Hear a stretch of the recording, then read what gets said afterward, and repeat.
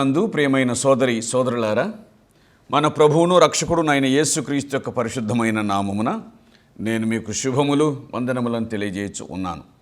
దేవుని వాక్యములో నుండి మనం రూతు గ్రంథం ధ్యానం చేస్తూ ఉన్నాం. 2వ అధ్యాయంలోనికి వచ్చాం. 2వ అధ్యాయంలో రూతు యొక్క శ్రమ అనగా కష్టపడుటను గూర్చి మనం చదువుతాం. మొదటి అధ్యాయమునందు ఆమె వివాహం, వైధవ్యం, ఆమె ప్రయాణం, ఆమె తీర్మానం, ఆమె గమ్యస్థానాన్ని మనం చూడగలుగుతాం. ఆమె మోయాబీయురాలు, ఇశ్రాయేలుడిని వివాహం చేసుకుంది. భర్త చనిపోయాడు. ఫలితంగా తన ఇంట ఉండవచ్చు, కానీ ఆమె దానికంటే మించి ఇశ్రాయేలు దేశం మీద, ఆ దేవుడి మీద, ఆ ప్రజల మీద ఆమె మనస్సు ఉంచుకుంది. అంచేత తన అత్తతో పాటు తాను బయలుదేరి ఆ దేశానికి వచ్చింది. వారు నిరాశ్రయులు, ఒక మాటలు చెప్పాలంటే నిరాధారులు. వారికి నిరీక్షణ కూడా ఏమీ లేదు. అటువంటి స్థితిలో విశ్వాస పరులైనటువంటి తన పిల్లలను ఆయన ఏ విధంగా సంరక్షిస్తాడు అనే విషయాన్ని గురించి దేవుని వాక్యం చాలా ఉత్తమ రీతిలో మనకు తెలియజేస్తూ ఉంది. 2వ అధ్యాయములో 3వ వచనం నుండి మనం చూడగా, తాను తన అత్తను పోషించడానికి, తాను పోషింపబడ్డానికి, తాము జీవించటానికి పని చేయాలి కదూ. కాబట్టి రూతు తన అత్తను అనుమతి కోరింది పొలములో వెళ్ళి పరిగి ఏరుకోవడానికి. ఆమె అత్త ఆమెకు అనుమతి ఇచ్చింది. జ్ఞాపకం చేసుకోండి, ఈమె యవనస్తురాలు అనేటువంటి విషయము 6వ వచనం చివరి మాట చెబుతుంది. 2వ అధ్యాయం, యవనస్తురాలు పని చేయటానికి ఇష్టపడి వృద్ధాప్యంలో ఉన్న తన అత్తను పోషించడానికి బాధ్యత తీసుకుంది. విధవరాళ్లే ఇద్దరు. తన జీవితాన్ని గురించి తాను ఆలోచించలేదు రూతు. వృద్ధాప్యంలో ఉన్న తన అత్త జీవితాన్ని గురించి ఆలోచన చేసింది. ఆమెను పోషించడానికి ఆధారం ఏమీ లేదు. విధురాలుగా మాత్రమే కాదు, పేదరాలుగా మాత్రమే కాదు, నిరాశ్రయురాలుగా నయోమి ఇశ్రాయేలు దేశం చేరింది. ఒకవేళ రూతు ఆమె వెంట లేకపోతే ఆమెను పోషించే బాధ్యత తీసుకునేవారు లేరు. ప్రియులారా, దేవుని గురించి ఎన్ని మాటలు మాట్లాడినా, ఆయన మీద ఎంత అక్కసు వెళ్ళగక్కినా, ఆయనను గూర్చి ఎంత వ్యతిరేకంగా మాట్లాడినా ఆయన పగ తీర్చుకునేవాడు కాదు. అందుకే ఇప్పుడున్న చాలామంది ఆయనను గూర్చి మాట్లాడుతున్నా వాళ్ళు ఆనందంగా బతకడానికి కారణం ఏమిటంటే ఆ దుర్మార్గుల పట్ల ఆయన చూపిస్తున్న ప్రేమనే కదా. అందువలన నయోమిని ఆయన సంహరింప చేయడానికి ఎంతమాత్రము ఇష్టపడలేదు. తనకు మనుమడు కలిగిన తర్వాత కూడా దేవుని స్తుతించిన బాపత కాదు నయోమి. అసలు తన జీవితంలో ఎప్పుడే కానీ దేవుని గూర్చి ఘనపరిచి కీర్తించి స్తుతించిన రకం కానే కాదు. కానీ కరుణాసంపన్నుడైన దేవుడు కృతజ్ఞత లేని మనిషికి భక్తి కలిగిన దాన్ని జతపరిచి పోషించాడు అంటే అవిధేయుల పట్ల కూడా ఆయన ప్రేమ ఎంత గొప్పదో ఆ సంగతి మనకు బాగా అర్థమవుతుంది. నయోమి యవనస్తురాలు పని చేయటానికి సంకల్పించింది. నేను పని చేసి నా అత్తను పోషించాలి అనే బాధ్యతను ఆమె తీసుకుంది. కాబట్టి పొలములోనికి వెళ్ళి ఆమె పరిగి ఏరుకోవడానికి ప్రారంభించింది. ఆ పొలమును గురించి దేవుని వాక్యం చెబుతుంది 3వ వచనములో, అది బోయజుది అని వ్రాయబడి ఉంది. అది బోయజు పొలము. ప్రియులారా, రూతు దైవ చిత్తం కోసం ఏ పొలంలోనికి వెళ్ళాలి, ఏం చేయాలి అని ఆలోచిస్తూ ఇంటి దగ్గర కూర్చున్నది కాదు. ఆమె పని చేయటానికి పూనుకుంది. అది కావాల్సింది. దేవుడు చూసే లక్షణం కూడా అదే. మనం ఏదో ఒక పని చేయటం, అది ఆయనకి ఇష్టమైనటువంటి విషయం. న్యాయసమ్మతమైన పని, దేవుడు మెచ్చే పని, అది చిన్నదైనా సరే అది చేయటం దేవుడు సంతోషించేటువంటి విషయం. కొందరు ఇలాగున ఉంటారు, మేము ఈ చిన్న పని చేయము అని అంటారు. మా చదువుకు, మా క్వాలిఫికేషన్స్కు, మా అర్హతకు, మా యోగ్యతకు ఇది సరిపోదు అని అంటారు. పరిస్థితులు అనుకూలించనప్పుడు అది చిన్న పనైనా సరే దాన్ని చేయడానికి నీ మనస్సు వంచితే నిన్ను ఆశీర్వదించడానికి దేవుడు ఉన్నాడనే సంగతిని గుర్తుంచుకో, మర్చిపోవద్దు.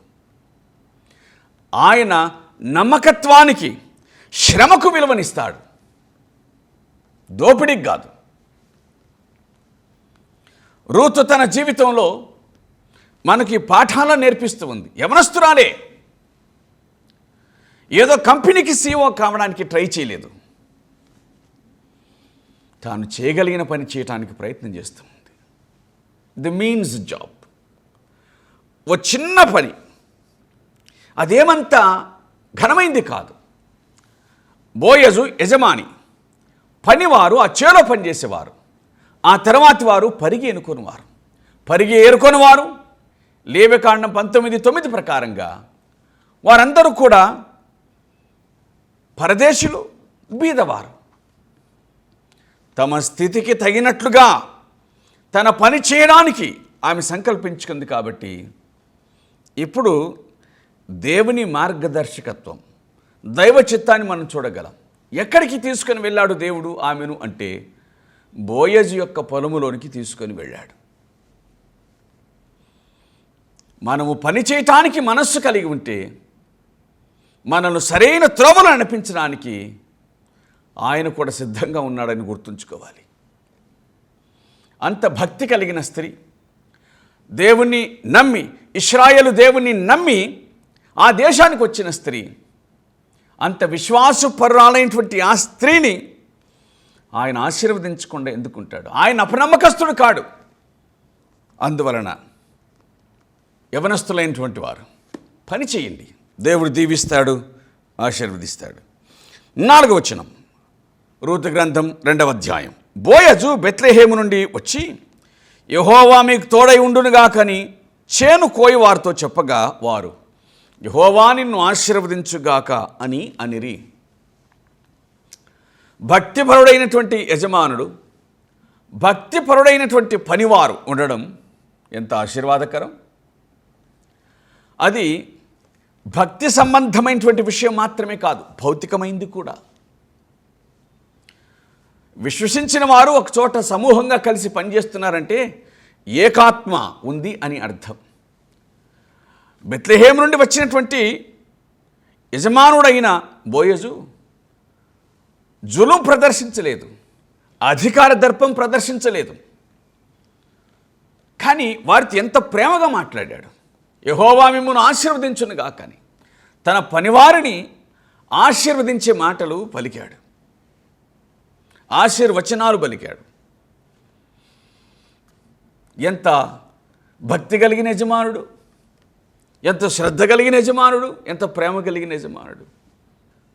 కాబట్టి దైవ సంబంధమైన పరిచర్యలో కూడా భక్తి కలిగినటువంటి దేవుని దాసునికి, భక్తి కలిగిన విశ్వాసులు తోడు కావడం, భక్తి కలిగిన పెద్దలు తోడు కావడం ఆశీర్వాదకరమైన విషయం. అట్టి పనిని, పరిచర్యను దేవుడు ఆశీర్వదిస్తాడు. పనివారు సైతం యెహోవా నిన్ను ఆశీర్వదించుగాక అని ప్రతి ఆశీర్వాదం పలికారు. మంచిది. అప్పుడు బోయజు కోయివారి మీద ఉంచబడిన పనివారిని చూసి, ఈ చిన్నది ఎవరిది అని అడిగాడు. అనగా శ్రద్ధగా పని చేయుచున్న, తన పని తాను చేసుకొనుచున్న, ఎవరి మీద వేరు చూపులు లేనటువంటి రూతు బోయజునకు కనిపించింది. ఆమె పనియందు శ్రద్ధ కలిగింది, సోమరి కాదు. ఆమె తన పని మీదనే శ్రద్ధ కలిగింది, ఇతరుల పని కాదు.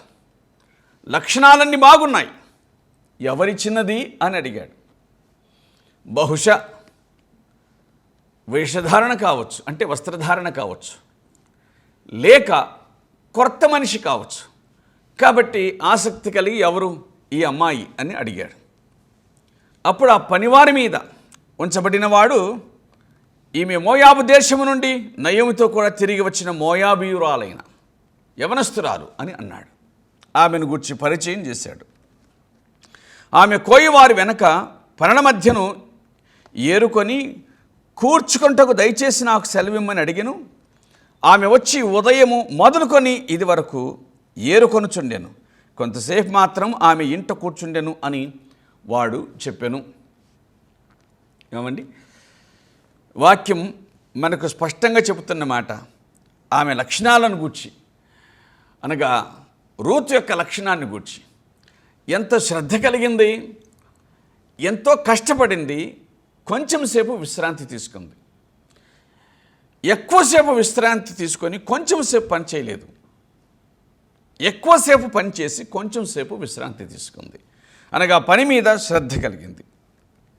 ఆమె వచ్చి ఉదయం మొదలుకొని ఇది వరకు, ఉదయం మొదలుకొని ఇప్పటిదాకా పనిచేస్తూ ఉంది. బహుశా ఒకవేళ 11 గంటలో 12 గంటలో ఆమె పని మీద శ్రద్ధ కలిగినటువంటిదిగా కనబడుతూ ఉంది. ఆమెను గూర్చి విన్నటువంటి బోయజు వెంటనే ఆమెతో మాట్లాడుతూ ఇలాగున స్పందించాడు. నా కుమారి, నా మాట వినుము. వేరొక పొలములోనికి ఏరుకొనుటకు పోవద్దు, అనగా నీకు ఇక్కడ సమృద్ధి ఉంది అని అర్థం. దీనిని విడవవద్దు అంటే మరొక పొలము మీద ఆశపడవద్దు. మూడవదిగా, ఇచ్చట నా పనికత్తల యొద్ద నిలకడగా ఉండుము. ఇందులో సమృద్ధి ఉంది కాబట్టి మరి దేని మీద నీ కనుదృష్టి పోనీయకు. మూడవదిగా, స్థిరముగా ఉండు అని అన్నాడు. ఎస్, ఎక్కడైనా సరే ఇటువంటి సలహా ఇచ్చేవారు ఎంత అవసరమండి. కొన్నిసార్లు పనిచేయవారికి శక్తి ఉంటుంది కానీ జ్ఞానం ఉండకపోవచ్చు. అలాగే పనిచేయవారికి శక్తి ఉంటుంది, జ్ఞానం ఉంటుంది, కానీ తగిన ఆలోచన ఉండకపోవచ్చు. ఏది ఏమైనా కూడా చాలాసార్లు జీవితాలను కట్టగలిగింది, బాగు చేయగలిగింది ఒక దైవికమైన ఆలోచన అని మనం మర్చిపోకూడదు. అంత మంచి శ్రేష్టమైన ఆలోచనను ఇచ్చాడు బోయజు రూతుకు.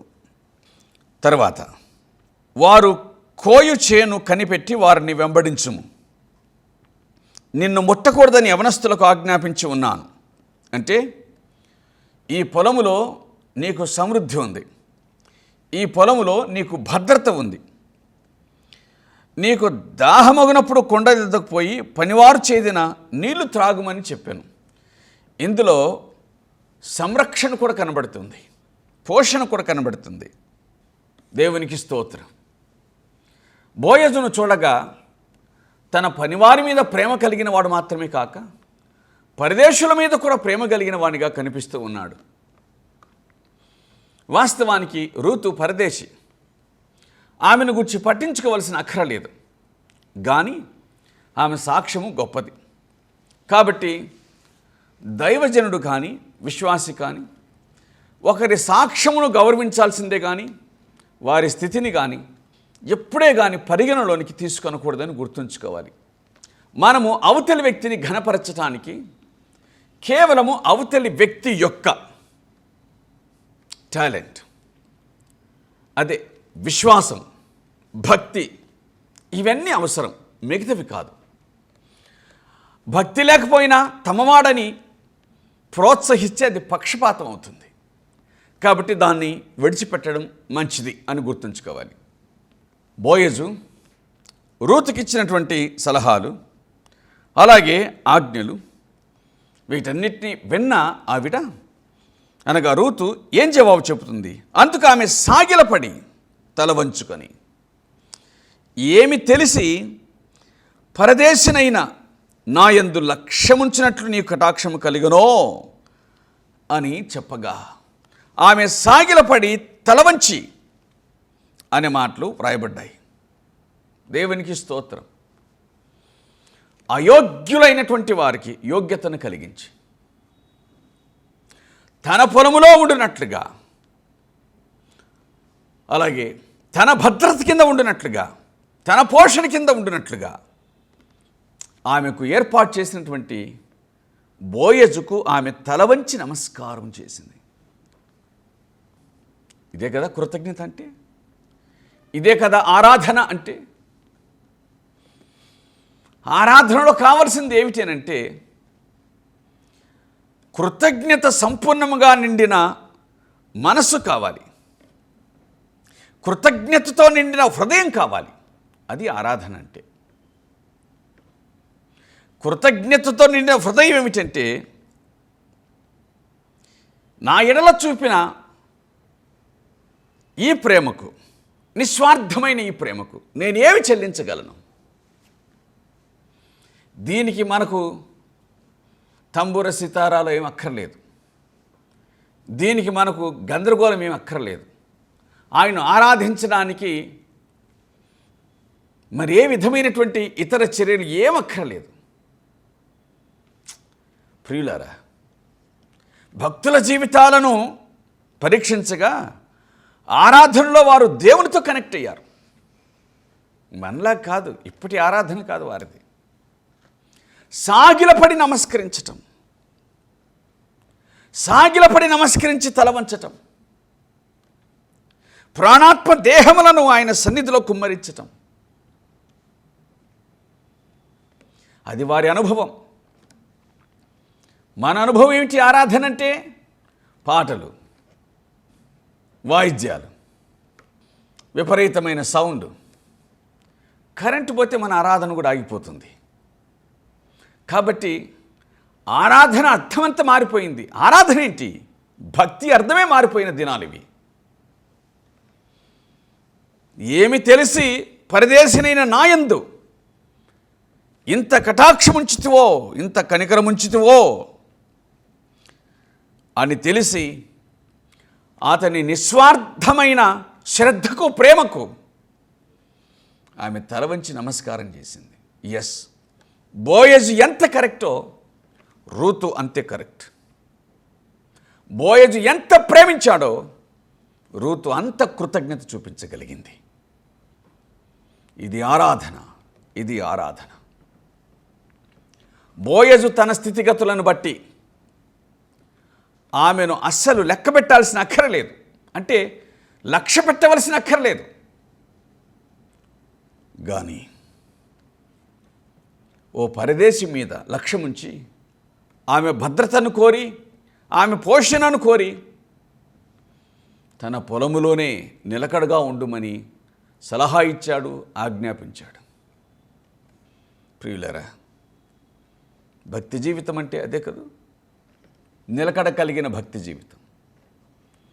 ఎక్కడికో ఓ చోటికి, ఇక్కడి నుంచి అక్కడికి, అక్కడి నుంచి ఇక్కడికి.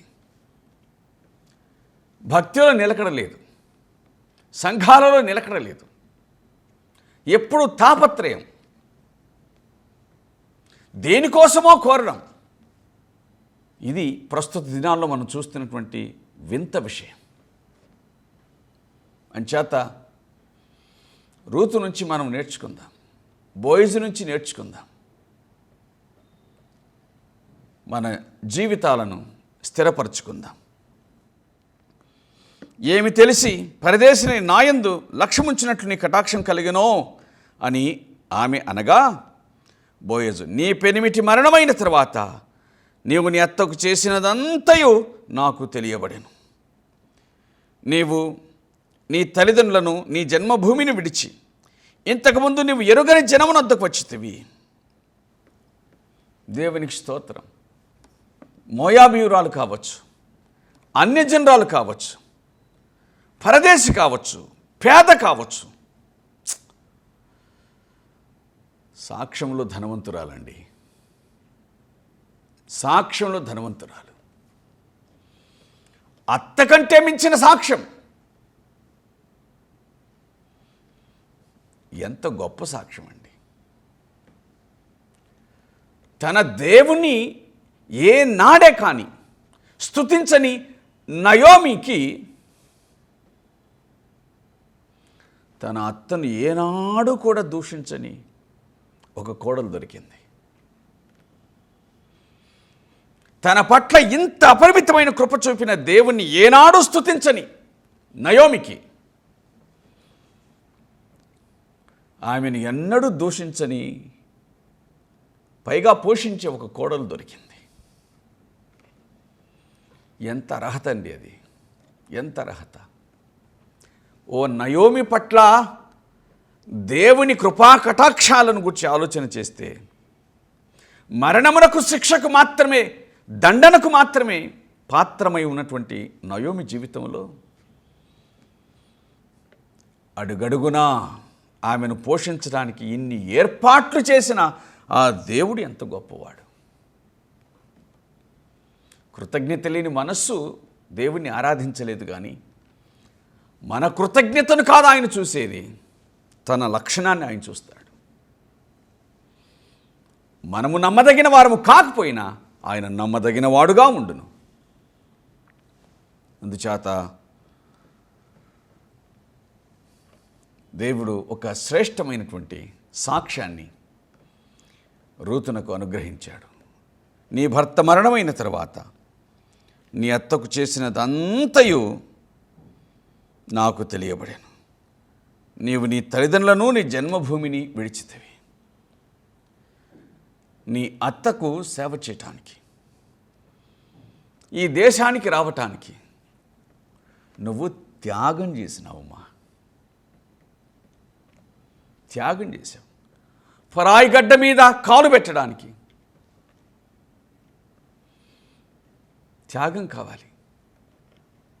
యవనస్తురాలు వృద్ధురానికి సేవ చేయటానికి త్యాగం కావాలి. భవిష్యత్తు ఏముంటుందో తెలియని ఆ యవనస్తురాలు కేవలం ఒక వృద్ధురాలి వెంట రావటానికి త్యాగం కావాలి. త్యాగం కావాలి. తానే ఆ ముసలిదాన్ని పోషించాల్సిన పరిస్థితి వచ్చింది. త్యాగం కావాలి. భక్తి సంబంధమైన త్యాగం ఎన్నడూ కూడా నిష్ఫలం కాదు. భక్తి నిమిత్తమై, విశ్వాసము నిమిత్తమై నువ్వు చేసే త్యాగం ఎన్నడూ కూడా నిష్ఫలం కాదు. ఆ త్యాగాన్ని చూసే దేవుడు అంధుడు కాడు, ఆయన చూస్తాడు. అందుకే బోయజు ఇలాగన్నాడు, యెహోవా నీవు చేసిన దానికి ప్రతిఫలం ఇచ్చును. ఇశ్రాయేలు దేవుడైన యెహోవా రెక్కల కింద సురక్షితంగా ఉండినట్లు నీవు వచ్చితివి. ఆయన నీకు సంపూర్ణమైన బహుమానము ఇచ్చునని ఆమెకు ఉత్తరం ఇచ్చాను. త్యాగానికి ప్రతిఫలం ఎన్నడూ కూడా నిష్ఫలం కాదు. ఆయన ప్రేమించే దేవుడు, తప్పనిసరిగా సహాయం చేసేవాడు, మనల్ని కనికరించేవాడు. అంచేత భౌతికంగా మనము శ్రద్ధ వహించిన వారు ఉంటే వారి మీద శ్రద్ధనుంచుదాం. దానికంటే మించి భక్తి జీవితంలో మనల్ని కరుణించిన ఆ ప్రియ ప్రభువును జ్ఞాపకం చేసుకొని ఆయన్ని స్తుతించి ఘనపరిచి ఆరాధిద్దాం. ప్రియులారా, యోగ్యత లేని మనలను ప్రేమించాడు. ప్రియ ప్రభు తన స్వీయ రక్తాన్ని మన కొరకు సిలువలో ధారపోశాడు. మనలను పరలోక రాజ్యమునకు యోగ్యులుగా చేశాడు. ఆయన స్తుతించి ఆరాధించడానికి ఎంతకంటే ఏ కారణం కావాలి? ఏమక్కర్లేదు. ప్రభువునకు హృదయాన్ని అప్పగించి ఆయన ఆరాధించడం మినహా మనం అంటూ చేయగలిగింది లేదు. అలాగూ చేయుటకు ప్రభు మనకు సహాయమును చేయునుగాక. ఆమేన్. ప్రేమ కలిగిన తండ్రి, మీకు స్తోత్రాలు. మాకిచ్చిన మీ వాక్యం కొరకై కృతజ్ఞతాస్తుతులు చెల్లిస్తున్నాం. భక్తి జీవితంలో మీకు ఇష్టలుగాను ప్రియులుగాను జీవించే మహద్భాగ్యం ఇచ్చి ఆశీర్వదించదని కృపగల మీ హస్తాలకు చెప్పుకొంచు దీవించమని యేసుక్రీస్తు నామం పేట వేడుకొనుచున్నాము తండ్రి. ఆమేన్.